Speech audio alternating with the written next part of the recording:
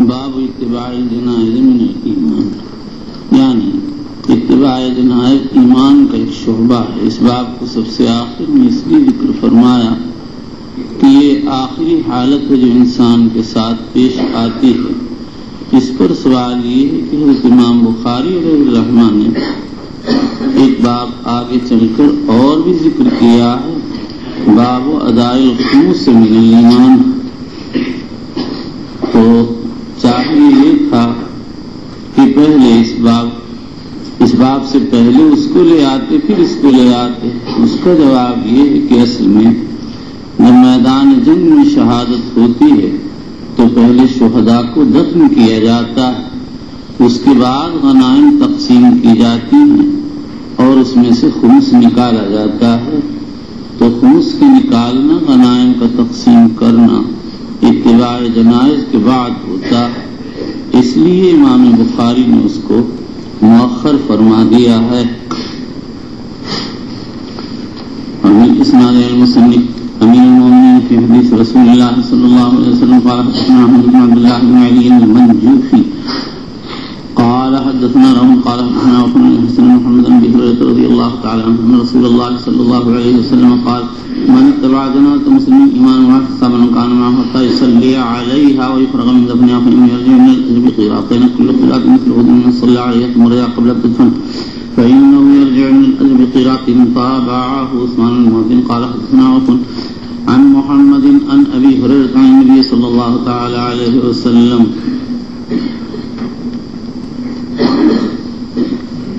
عن الحسن ومحمد، یہ اوف ابن ابی جمیلۃ العرابی ہیں، وہ روایت کرتے ہیں حسن بصری اور محمد ابن سیرین سے۔ یہ دونوں بصرہ کے مشہور تابعی ہیں اور یہ دونوں روایت کرتے ہیں ابو ہریرہ سے۔ محمد کا ابو ہریرہ سے سماع بالاتفاق ثابت ہے، لیکن حسن بصری کا سماع محدثین کے مشہور قول پر ثابت نہیں ہے۔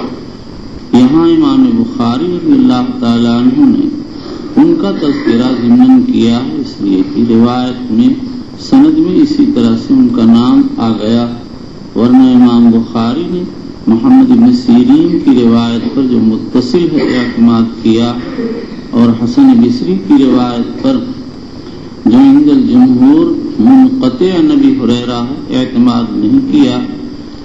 اگرچہ طبرانی وغیرہ کی رائے یہ ہے کہ حسن کا ابو ہریرہ سے سماع ثابت ہے اور اس صورت میں تو پھر کوئی اعتراض ہوتا ہی نہیں ہے۔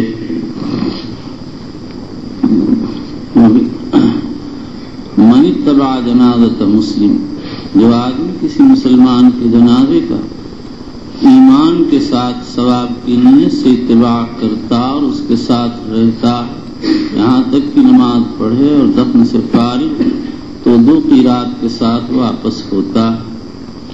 لفظ اتباع سے عرفاً پیچھے چلنا سمجھ میں آتا ہے، اور اسی بات کو حنفیہ نے سامنے رکھ کر یہ کہہ دیا کہ جنازے کے پیچھے چلنا افضل ہے، لیکن امام شافعی وغیرہ فرماتے ہیں کہ آگے چلنا افضل ہے، اس لیے کہ ابو بکر عمر رضی اللہ تعالی عنہما سے یہی منقول ہے۔ اور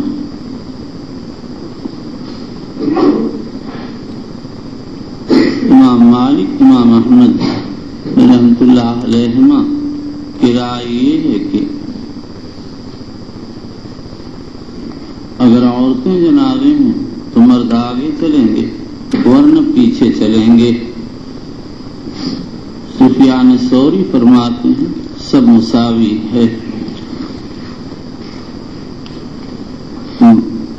روایت کے ظاہر سے معلوم ہوتا کہ یہ 2 قیراط جو ملیں گے ان میں سے ایک نماز کی شرکت پر اور دوسرا دفن کی شرکت پر ملے گا، لیکن آئندہ کتاب الجنائز میں ہی روایت آئے گی، اس کے بعد الفاظ یہ شبہ ہوتا ہے کہ دفن و شرکت پر 2 اجر ہوں گے۔ یہ خلاف یہ صحیح نہیں ہے، بلکہ صحیح مطلب یہ ہے کہ اگر صلاۃ میں شرکت کی گئی تو اس پر 1 قیرات، اور اگر دفن میں بھی شرکت ہو گئی تو دونوں کے مجموعے پر 2 قیرات ملیں گے۔ یہ ایسا ہی ہے جیسے مسلم کی روایت میں من صلی العشاء فی جماعت فکأنما قام نصف اللیل ومن صلی الفجر فی جماعت فکأنما قام اللیل کلہ۔ تو یہاں مراد یہ نہیں ہے کہ فجر میں شرکت پوری رات کے ثواب کا سبب ہے، بلکہ مطلب یہ ہے کہ جس نے عشاء جماعت سے پڑھی اور پھر فجر بھی جماعت سے پڑھی تو دونوں کے مجموعے پر پوری رات کے قیام کا ثواب ملے گا، اور یہ بات ابو داؤد کی روایت سے ظاہر ہے۔ قیرات عام بلاد میں دینار کا 20واں اور بعض 24واں ہوتا اور درہم کا 12واں حصہ ہوتا ہے۔ کل قیرات مثل احد، یہ بتا دیا کہ یہاں قیرات کے عرفی معنی مراد نہیں بلکہ ایک ثواب عظیم مراد ہے۔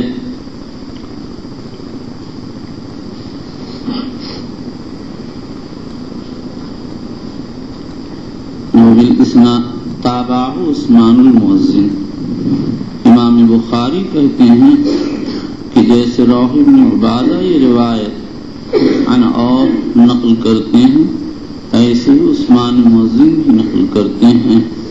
مصنف نے عثمان مؤذن کی روایت لا کر یہ اشارہ دیا ہے کہ اعتماد امام محمد بن سیرین کی روایت پر ہے۔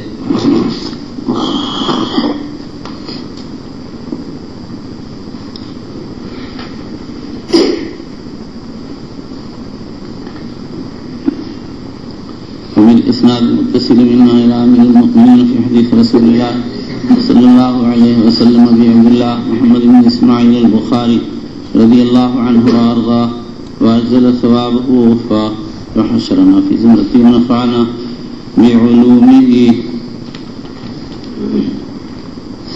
قال باب خوف المؤمن أن يحبط عمله ولا يشعر. مومن کو اس سے ڈرتے رہنا چاہیے کہ بے شعوری میں اس کا عمل حبط نہ ہو جائے. حبط کے معنی ہے بطلان. پھر بطلان کی 2 قسمیں ہیں، بطلان اصل عمل اور بطلان ثواب عمل. اصل عمل کا بطلان تو کفر سے ہوگا، لیکن ثواب عمل کا بطلان کسی معصیت سے ہو سکتا ہے. یہاں پر عام شراح کرام کا خیال یہ ہے کہ بطلان ثواب مراد ہے، اور یہ اس لیے کہتے ہیں کہ بطلان عمل کسی گناہ سے نہیں ہوتا. گناہ سے احباط کا قول تو فرقہ احباطیہ خوارج و معتزلہ کا مسلک ہے، اہل حق کا مسلک نہیں ہے. اور امام بخاری اہل حق میں سے ہیں، بلکہ اہل حق کے اکابر ائمہ میں سے ہیں، اس لیے وہ احباطیہ کی موافقت نہیں کر سکتے ہیں. انہوں نے اس ترجمے سے احباطیہ کی تائید نہیں کی ہے بلکہ مرجئہ کی تردید کی ہے، جن کا یہ دعویٰ ہے کہ عاصی و مطیع کا ایمان برابر ہوتا ہے اور معصیت مضر نہیں. امام بخاری رضی اللہ عنہ کہتے ہیں کہ یہ قول غلط ہے، معصیت مضر ہے اور مومنین مطیعین اور ساتھ کے ایمان میں مساوات نہیں ہے. معصیت ایسی خطرناک ہے، خطرناک چیز ہے کہ اس پر اصرار کرنے سے عمل حبط ہو جاتا ہے. اس کے بعد یہ سمجھیے حافظ ابن حجر وغیرہ فرماتے ہیں بخاری نے اس ترجمے میں 2 جز ذکر کیے ہیں اور دونوں مستقل ترجمے ہیں۔ پہلا ترجمہ تو ہے خوف المومن ان یحبط عملہ، اس کے بعد اس کے مناسب امور ذکر کیے، اور دوسرا ترجمہ ہے وما يحذر من الاصرار على التقاتل والعصيان، اس کے بعد مصنف نے اس کے مناسب باتیں ذکر فرمائی ہیں۔ اور ہمارا خیال یہ ہے کہ امام بخاری نے اولاً تو مومن کو حبط عمل سے ڈرایا ہے، اور اس کے مناسب آثار سلف ذکر کر کے یہ واضح کیا کہ حضرات سلف حبط سے ڈرتے رہتے تھے، اور وما يحذر من الاصرار کہہ کر ان بعض اعمال کو ذکر کیا ہے جو حابط عمل بنتے ہیں، اور وہ ہے اصرار علی المعصیت بغیر توبہ۔ اگر کوئی خدا نہ خواستہ معصیت پر اصرار کرتا ہو اور توبہ کے بغیر مر جائے تو اس اصرار کی وجہ سے اس کے عمل کے حبط کا اندیشہ ہے۔ اللہ تعالی شانہ فرماتا ہے وَلَمْ يُصِرُّوا عَلَىٰ مَا فَعَلُوا وَهُمْ يَعْلَمُونَ، جو اپنی گناہوں سے استغفار کرتا ہو اور اس پر اصرار نہ کرتا، اس کی مدح کی گئی، تو اس کا مفہوم یہ نکلا کہ جو شخص اپنی گناہوں پر اصرار کرتا اور توبہ نہ کرے وہ مذموم اور خطرے میں پڑا ہوا ہے۔ اس کے بعد پھر اب سوال یہ ہے کہ اس کے معنی تو یہ نکلے امام بخاری فرقہ احباطیہ کی موافقت کر رہے ہیں، وہ بھی تو یہ کہتا ہے کہ معصیت کے ذریعے عمل حبط ہو جاتا ہے۔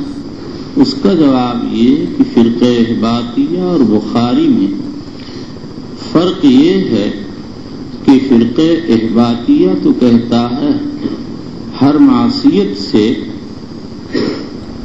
عمل حبط ہو جائے گا، خوارج ہر معصیت کو حابط مانتے ہیں، معتزلہ کبائر کو، اور خوارج کہتے ہیں معصیت کا مرتکب کافر ہے، معتزلہ کہتے ہیں فاسق ہے۔ لیکن اس کے بعد دونوں فریق اس اختلافی تعبیر کے باوجود نتیجے میں متحد ہیں اور یہ کہتے ہیں کہ یہ شخص مخلد فی النار ہے۔ خوارج اس کو کافر بنا کر مخلد فی النار مانتے ہیں، اور معتزلہ اس کو فاسق کہہ کر مخلد فی النار مانتے ہیں۔ مصنف رحمۃ اللہ علیہ صرف انہی معاصی کو حابط مانتے ہیں جن کے حبط کی تصریح وارد ہوئی ہے، اس میں ایک اصرار علی المعصیت بغیر توبہ کے ہے۔ اہل سنت ارشاد فرمات اور وہ تمام معاصی کو حابط نہیں مانتے، اور اس کی دلیل یہ ہے کہ وہ شفاعت کے قائل ہیں اور اسی کے ساتھ ایمان کی کمی زیادتی کے قائل ہیں۔ اگر ہر معصیت حابط ہوتی تو عاصی تو کافر ہو جاتا یا بقول معتزلہ فاسق ہو کر مخلد فی النار ہوتا، پھر شفاعت کا کیا سوال ہوتا؟ نیز حق سے نقصان ثواب مراد ہے، کفر مراد نہیں۔ اگر کفر ہوتا تو ایسی صورت میں امام بخاری ایمان کی کمی زیادتی کے کیوں قائل ہوتے؟ ایمان کی کمی زیادتی ثواب اعمال کی کمی زیادتی کے ساتھ لگی ہوئی ہے۔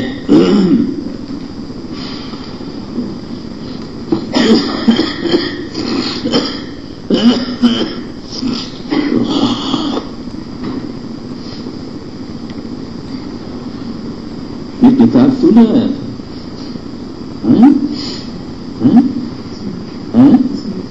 اسماعیل تو امام الپاگلین ہے، اس کو تو خیر خام خواہ غلطی اس نے کی، اس غریب کو ڈپٹا ڈانٹا۔ دیکھیے سر اسماعیل صاحب تو ایسے بن گئے جیسے بالکل بے قصور معصوم جانور ہوتا ہے، پیچھے بیٹھ گئے جا کے ہیں، پیچھے بیٹھ گئے نا؟ ہاں بالکل ہی الو ہے. جب اس الو کو معلوم ہی نہیں تو اسی سے پوچھ لیتا کون سی کتاب جائے گی. کل تو نے کتاب بھی نہیں دیکھی. چمگادڑ کے اندر تو چمگادڑ نہیں ہے تو بہت بڑا ڈیل ڈول والا آدمی. میری مراد چھوٹی والی چمگادڑ نہیں ہے جو ادھر ادھر درازوں میں گھسی ہوتی ہے. وہ چمگادڑ ہے جو رات میں درختوں پہ الٹی لٹکی ہوتی ہے. وہ بہت بڑی ہوتی ہے بھائی. اسماعیل ہے وہی چمگادڑ بڑی والا. کہ اس پر کیوں نہیں غصہ اس کو ڈانٹ کے ٹھنڈا ہو گیا. اب کا اس کو ڈانٹ فائدہ کیا. اور دوسری بات یہ ہے اس پہ تو میرا زور چل رہا ہے کہ بیچارہ مانے گا ڈرے گا. وہ کیا تو الو بیوقوف ہے. اس کو کیا پاگل آدمی تو خوشی ہو. ایک صاحب آئے عملیات میں بیچاروں کا دماغ خراب ہو گیا تھا. ان کو کسی نے لکھ دیا نہیں مجذوب ہیں. آئے کہنے لگے لیجیے پڑھیے. میں نے اس کو پڑھا. کہنے لگے دیکھیے کیا لکھا ہے. میں نے کہا لکھا ہے نیم مجذوب کہ نیم کے معنی آدھا مجذوب معنی بزرگ. میں آدھا بزرگ ہو چکا ہوں. میں نے کہا جی حضرت یہ مراد نہیں ہے. کہ پھر میں نے نیم معنی آدھا اور مجذوب معنی پاگل. یعنی اب تم آدھے پاگل ہو چکے ہو. خوب ہنسے اور میرے ہاتھ سے لے کے چلے گئے. بیچارے کہیں گم ہو گئے. مظاہر سیلاب ویلاب کی نظر کوئی اتنا ہوش ہی نہیں تھا. عملیات سملیات نہیں کرنا چاہیے. استغفر اللہ. تو تم نے ان کو بتایا کیوں نہیں جب وہ کتاب اٹھا رہا تھا؟ یہ قصور اسی کی طرف لوٹتا ہے. خطی کہیں کا بیوقوف. تجھے اتنی عقل نہیں تھی کہہ دیتا کل کتاب دوسری گئی تھی. ہو نہیں تم سارے میڈ ان پاگل کمپنی. تم خراب لوگ. کیا بجو کی طرح دیکھ رہا ہے. کیا دیکھ رہا ہے اڑیسیا بجو خام خواہ. ایک بات سن میرے یہاں خوشامد وشامد نہیں ہے بھائی. میرے یہاں تو لتی مکی. اب میں خود تو مارنے پر قادر نہیں رہا. اب تو ایک نوکر رکھنا ہے. 1 روپیہ دوں گا سالانہ اور کہوں گا روز آنا ان کو 2-3 جوتے مارتا رہا کر. کہ 1 روپے میں کیا ہو جائے گا. یہاں تجارت کر لے گا کیا پتا اسی میں بہت کچھ ہو جائے. جی ہاں یہی عربی پڑھنے والے کریں گے تجارت. کہ آپ ہی تو حاشیے بناتے ہیں. آپ ہی پھر ہم پر اعتراض کرتے ہیں. تم لوگ ہو ہی ایسے بیوقوف سے. اب ان کو کہنا چاہیے تھا بلا وجہ میں نے اتنا ڈانٹا اتنا کہا خام خواہ.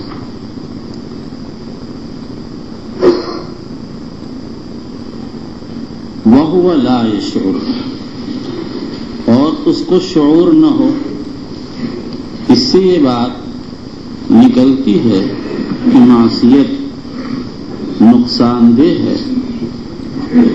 اور امام نووی رحمۃ اللہ علیہ فرماتے ہیں کہ یہاں احباط سے احباط نقصان مراد ہے. کفر مراد نہیں. اس لیے کہ آدمی بے علمی میں کافر نہیں ہوتا. کرمانی نے اس پر اعتراض کیا کہ جمہور کے نزدیک لا علمی میں ایسا عمل کرنے سے جس سے کفر واجب ہوتا ہو آدمی کافر ہو جاتا ہے. کرمانی کا اعتراض اپنی جگہ قوی معلوم ہوتا. علامہ زین بن نجیم نے بحر الرائق میں لکھا ہے اگر کوئی آدمی زبان سے جان بوجھ کر کلمہ کفر بولتا تو کافر ہو جائے گا اور اس کے اعتقاد کا اعتبار نہیں.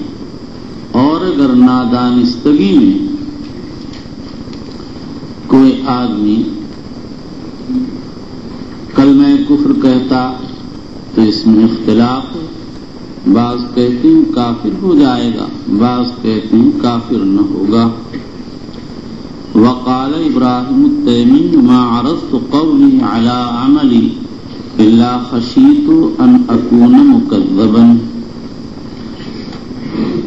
ابراہیم تیمی کہتے ہیں میں نے جب بھی اپنے قول کو اپنے عمل پر پیش کیا تو مجھ کو یہ خطرہ ہو گیا کہ میری تکذیب نہ کی جائے. مکذب اسم مفعول ہے اور مطلب یہ ہے کہ لوگ میری تکذیب نہ کریں اور یہ کہیں کہ لوگوں کو تو کچھ کہتے ہو اور عمل خود اس کے خلاف کرتے ہو. یا مطلب یہ ہے کہ میرا عمل میری تکذیب نہ کرنے لگے. اور دوسری روایت ہے مکذبن. مکذبن کا یعنی بصیغہ اسم فاعل، اور اس کا مطلب یہ ہے کہ کہیں ایسا نہ ہو میرا یہ فعل میری قول کی تکذیب کرنے لگے.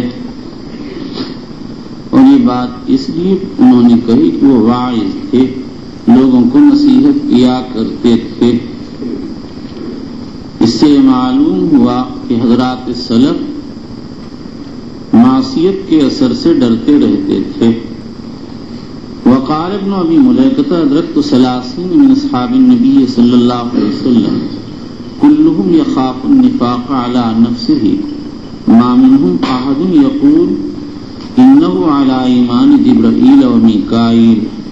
یہ اثر امام بخاری رحمۃ اللہ علیہ نے تاریخ کبیر میں موصولاً روایت کیا ہے. حافظ ابن حجر کو استحضار نہیں تھا.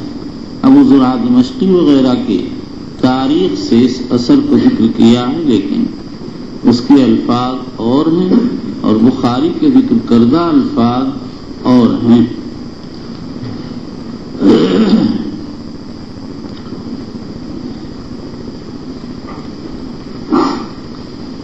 ادرکت 30 من اصحاب النبی صلی اللہ علیہ وسلم. ان صحابہ کی سے ان کی ملاقات ہوئی ہے، اس میں حضرت عائشہ، اسماء، ام سلمہ، عبادلہ اربع بھی. کلہم یخاف النفاق علی نفسہ، ہر ایک کو اپنے بارے میں نفاق کا خوف رہتا تھا. اس سے معلوم ہوا کہ سلف معصیت سے ڈرتے تھے. ما منہم احد یقول انہ علی ایمان جبرائیل و میکائیل. وہ ان میں سے کوئی یہ نہیں کہتا تھا کہ اس کا ایمان جبریل میکائیل جیسا. یخاف النفاق علی نفسہ کا ایک مطلب تو ہے جس کی طرف ابھی ہم نے اشارہ کیا، یعنی خطرہ یہ تھا، ان کو ڈر اس بات کا تھا کہ ہماری کوئی معصیت ہمارے ایمان کو نقصان نہ پہنچا دے. اور علامہ ابن بطال فرماتے ہیں کہ اصل میں ان حضرات نے طویل عمر پائی، ایسے حکام کا دور بھی دیکھا جنہوں نے اسلامی احکام کو پوری طرح جاری نہیں کیا.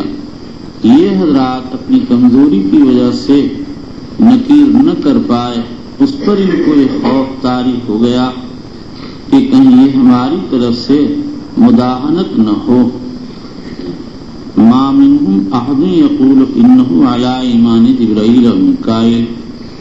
ان میں سے کوئی شخص بھی یہ نہیں کہتا تھا کہ اس کا ایمان جبریل و میکائیل جیسا ہے، یعنی جیسے جبریل میکائیل کا ایمان شہودی اور یقینی ہے، اپنے لیے کوئی اس طرح کے ایمان کا دعوے دار نہیں تھا. بعض علماء فرماتے ہیں کہ امام بخاری رحمۃ اللہ علیہ نے اس سے مرجئہ کی تردید کی ہے اور یہ بات بالکل ظاہر ہے.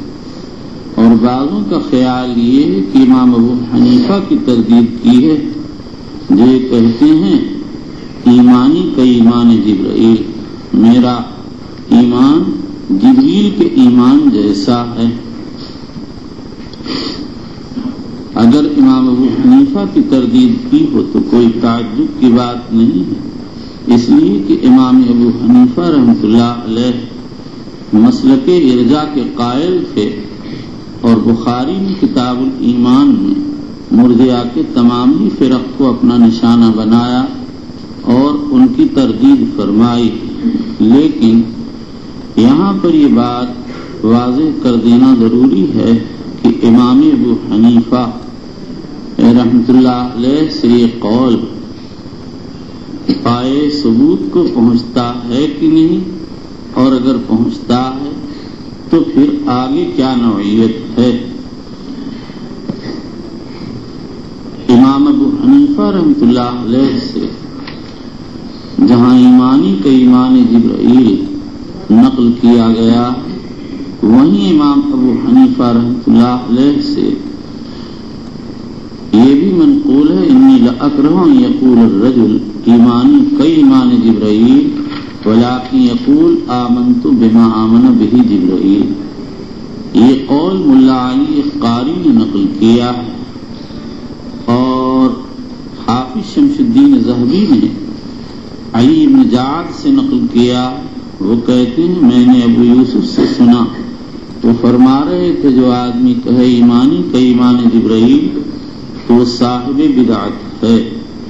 اور فقیہ ابو اللیث سمرقندی نے ہشام بن عبید اللہ رازی سے نقل کیا ہے، ابو یوسف نے ارشاد فرمایا لا اقول ایمانی کا ایمان جبرائیل و میکائیل، اور امام محمد رحمۃ اللہ علیہ سے نقل کیا ہے اکرہ ان یقول الرجل ایمانی کا ایمان جبرائیل ولکن لیقل آمنت بما آمن بہ جبرائیل و میکائیل۔ اور امام محمد سے یہاں تک منقول ہے کہ فرمایا اگر میرے بس میں ہوتا تو میں ان لوگوں سے قید خانے بھر دیتا چوروں کے بجائے۔ تو حنفیہ کے تینوں اکابر ائمہ ایمانی کا ایمان جبرائیل کہنے کو مکروہ ناپسند کرتے، شیخ الاسلام علامہ ابن تیمیہ رحمۃ اللہ علیہ نے یہ کراہت کے اقوال ان تینوں احناف سے، ان تینوں ائمہ سے بھی نقل کیے ہیں، لیکن بعض علماء احناف ابن کمال پاشا وغیرہ کی رائے یہ ہے کہ اس سلسلے میں امام ابو حنیفہ رحمۃ اللہ علیہ سے 3 الفاظ نقل کیے گئے ہیں۔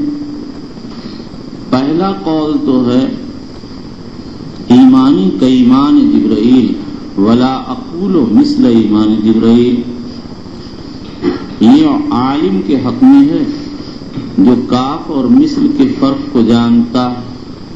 کاف تشبیہ کی ذات کے لیے آتا اور مثل تشبیہ کی صفات کے لیے، تو مطلب یہ ہے کہ ذات میں تو میرا ایمان جبریل و میکائیل جیسا ہے، جن چیزوں پر ان کا ایمان انہی چیزوں پر میرا ایمان ہے، لیکن صفات میں مجھ میں اور ان میں فرق ہے، ان کا ایمان اور ہے مشاہدے کے ساتھ ہے، میرا ایمان اور ہے غیب کے ساتھ ہے۔ اور دوسرا قول امام صاحب سے منقول ہے کہ انی اکرہ یقول الرجل ایمانی کا ایمان جبرائیل ولکن یقول آمنت بما آمن بہ جبرائیل۔ یہ قول عامی شخص کے لیے ہے، اور یہ بتا دیا گیا جو ناواقف ہے وہ یہ نہ کہے ایمانی کا ایمان جبرائیل، بلکہ یہ کہے آمنت بما آمن بہ جبرائیل۔ اور تیسرا قول ان سے منقول ہے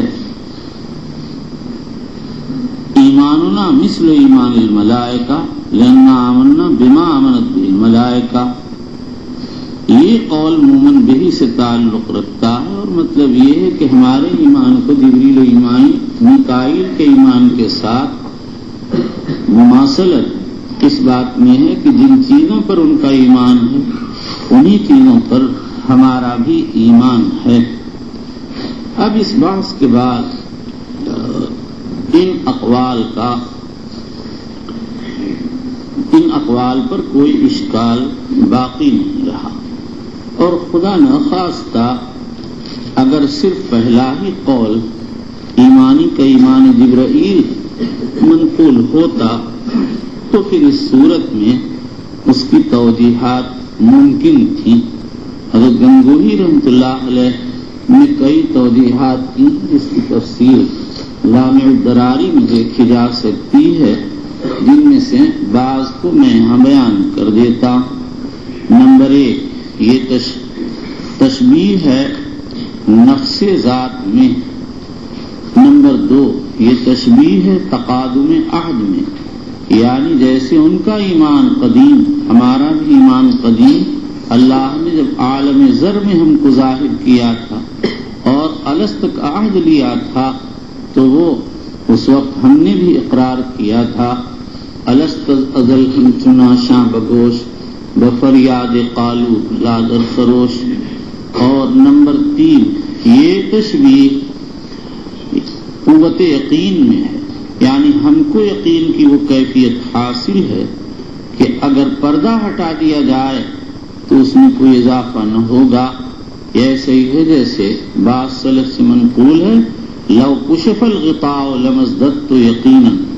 نمبر 4، یہ تشبیہ اس مشاہدے میں ہے، اور ہو سکتا ہے کہ امام صاحب کو کشف کے ذریعے مشاہدہ ہوا ہو، اس پر اشکال ہے۔ کشف کا مشاہدہ اور ہے اور یوں آنکھوں سے مشاہدہ اور ہے۔ مشاہدہ کشف مشاہدۃ العین کے برابر نہیں ہو سکتا ہے۔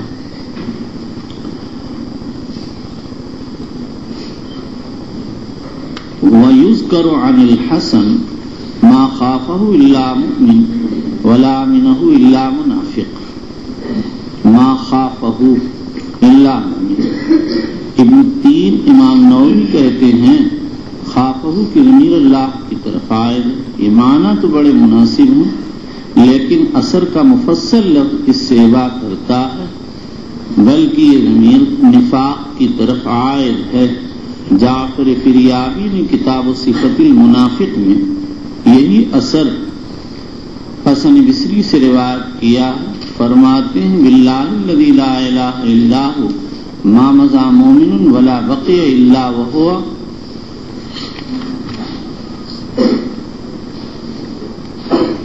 من النفاق مشفق ولا مضى منافق ولا بقي الا وهو من النفاق آمن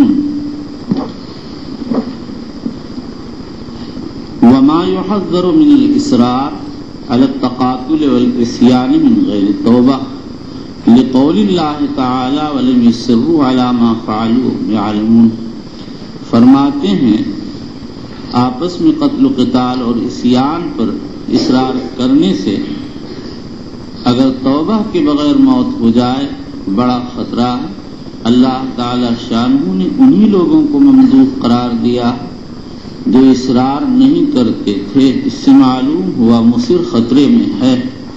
ایک روایت میں ہے امام احمد رحمۃ اللہ علیہ نے نقل کیا، عبداللہ بن عمرو فرماتے ہیں قال النبی صلی اللہ علیہ وسلم ویل للمصلین الذین یصرون علی ما فعلوا هم یعلمون۔ اور اگر آدمی اصرار نہیں کرتا تو اس کی شان اور ہے۔ امام احمد ترمذی نے روایت کیا حضور پاک صلی اللہ علیہ وسلم نے فرمایا ما اصر من استغفر وإن عاد في اليوم 70 مرة أو كما قال صلى الله عليه وسلم۔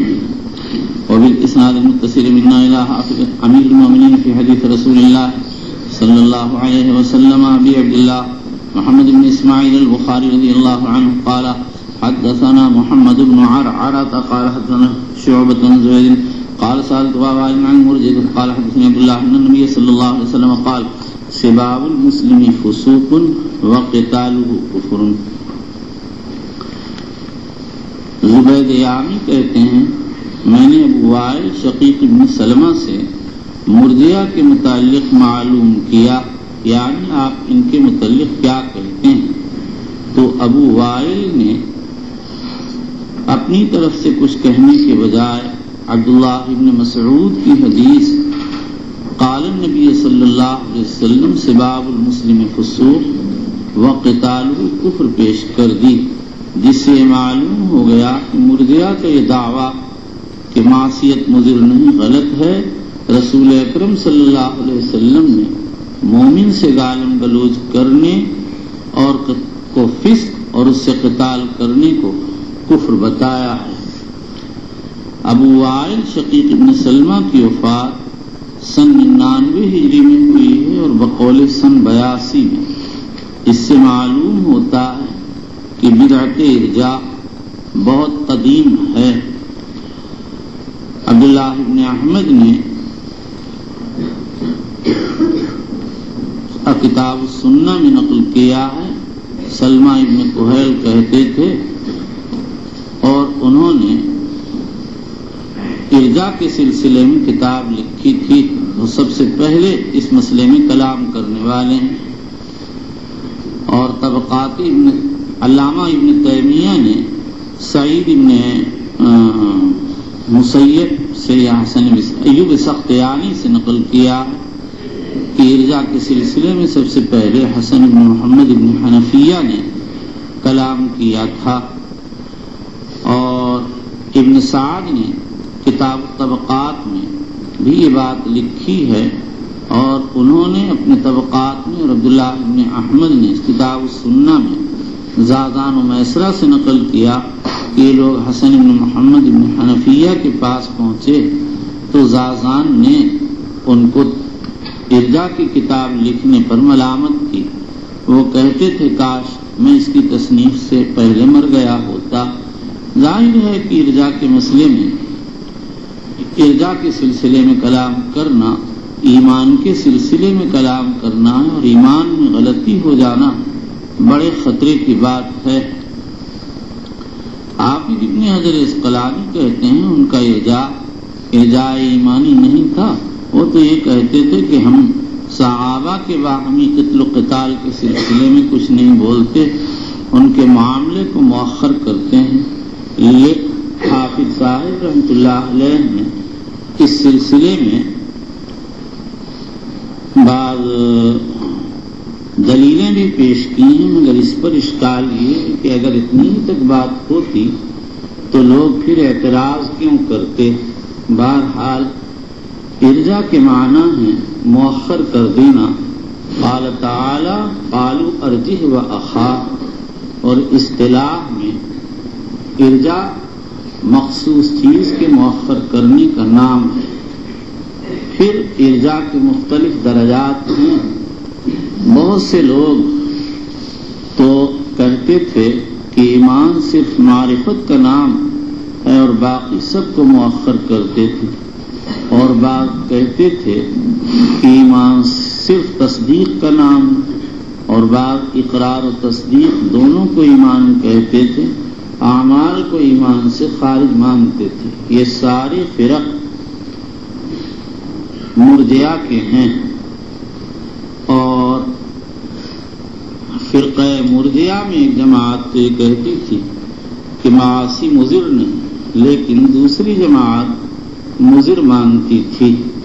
ابو شکور سالمی نے کتاب التمہید میں نقل کیا کہ امام ابو حنیفہ رحمۃ اللہ علیہ سے کہا گیا تم لوگ مرجئہ میں سے ہو، تو امام ابو حنیفہ نے فرمایا مرجئہ کی دو قسمیں ہیں، مرجئہ ملعونہ میں ان سے بری ہوں، اور مرجئہ مرحومہ اور میرا ان سے تعلق ہے، میں اسی فریق سے ہوں۔ مرجئہ ملعونہ کا مذہب تو یہ ہے کہ اعمال ضروری نہیں، ان کا ترک مضر نہیں، اور مرجئہ مرحومہ کا مذہب یہ ہے کہ جس کسی سے معصیت ہو جائے اس کا مسئلہ تحت المشیت ہے، اللہ چاہیں تو معاف فرما دیں۔ حقیقت یہ ہے کہ امام صاحب کا اختلاف باب اعمال میں جمہور محدثین کے ساتھ اختلاف لفظی کی حیثیت رکھتا ہے، جیسا کہ ہم پہلے واضح کر چکے ہیں۔ دونوں فریق اعمال کو ضروری قرار دیتے ہیں، ایک ایمان کا جزء مکمل مان کر اور دوسرے شرائع ایمان مان کر، بہرحال سب کے نزدیک اعمال ضروری ہیں۔ امام ابو حنیفہ رحمۃ اللہ علیہ کے متبعین حنفیہ کہلاتے ہیں، اور شیخ عبد القادر جیلانی نے بنیۃ الطالبین میں حنفیہ کو فرق ضالہ میں شمار کیا۔ انہوں نے لکھا، فرق ضالہ کا ذکر کرتے ہوئے مرجئہ کو ذکر کیا اور پھر مرجئہ میں حنفیہ کو شمار کیا۔ یہ بڑا مشکل مسئلہ بن گیا ہے۔ یہاں پہنچ کر علماء نے مختلف انداز سے جوابات دیے ہیں۔ شیخ عبد الحق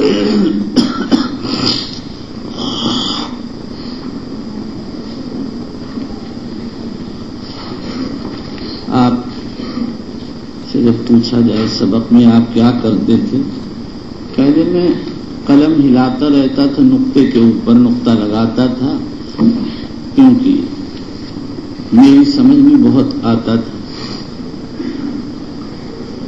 کنڈم، جب کوئی پوچھے منن کہہ دے نحنو کنڈم، کہ کنڈم کی اصل کیا ہے، کہہ دینا کنڈا، کہ کنڈا کیا ہے، سوکھا گوبر۔ سمجھے، بھی کبھی کبھی قلم اٹھاتے ہیں، وہیں کہ وہیں چلتا ہے، لا یمین ولا یسار۔ جیسے اسماعیل صاحب تو یہ بیٹھے ہیں سامنے، وہ ہو حضرت آپ یہیں تشریف فرمائیں، میں اس کو ڈانٹ رہا تھا اور آپ نے ایک لفظ بھی نہ کہا کہ مجھ سے غلطی ہو گئی۔ اوفو، تو مہا جاہل ہے، بیوقوف، کہہ رہے میں اتنا بڑا ہوں، کچھ تو میرا لحاظ کر لیجیے، تبھی تو تجھے کم ڈانٹا ہے، بیچارہ غریب چھوٹا سا، اس کو کتنا ڈانٹ دیا، رات میں کتنے کمالات دکھاتا ہے مجھے، بیچارہ یہی سوتا ہے، اٹھ کے آتا ہے، کبھی کبھی بہت زور سے کھانستا ہوں تو رات میں اٹھ کے آتا ہے، جاگتا ہے۔ ہر آدمی وہاں سونا چاہتا ہے۔ میں نے کہا بھائی یہ تو ہے ہی اجرا سونے کا، اور کون نہیں چاہتا کہ مجھے سونا مل جائے، میں خود سونے کا طالب ہوں، لیکن ہر ایک کو تھوڑے یہاں سونا ملتا ہے۔ بہت لوگوں نے کوشش کی، بعضوں کو سلایا بہت دن تک، تقریباً 1 سال، جب تنگ کیا تو میں نے کہا گیٹ آؤٹ۔ بہت ان لوگوں نے آؤٹ کیا، میں نے کہا نہیں بس اب تو آؤٹ ہو گیا، باہر جائیں گے، یہاں تھوڑے بھائی بھیڑ جمع کرنا، میں تو بیمار آدمی ہوں، مجھے ضرورت پڑتی ہے رات میں، کوئی جاگے 10 مرتبہ میں چیختا رہوں گا۔ بہت ان لوگوں سے تنگ آ کے ان کو گیٹ آؤٹ کر دیا، سٹ آؤٹ نہیں کیا ہے، سٹ میں تو یہ اپنی موجود ہے، نہیں گیٹ، بہت انہوں نے ہیلے چلے، پینترے چلے یہ لوگ کہ کسی طرح ان کو میں اندر کہہ دوں اچھا یہاں لے جاؤ۔ میں نے کہا اب تو میں 1 مرتبہ کے بعد کسی کو کہتا نہیں ہوں، بہت تنگ آ کے تب کہتا ہوں اب آپ یہاں نہ سوئیں۔ کیسے کہہ دیتا ہوں، ایک آدمی مجھ پہ احسان کرے میں اس سے کہہ دوں گا اب چلے جائیں، بھی پریشان ہو جاتا ہوں تب کہتا ہوں۔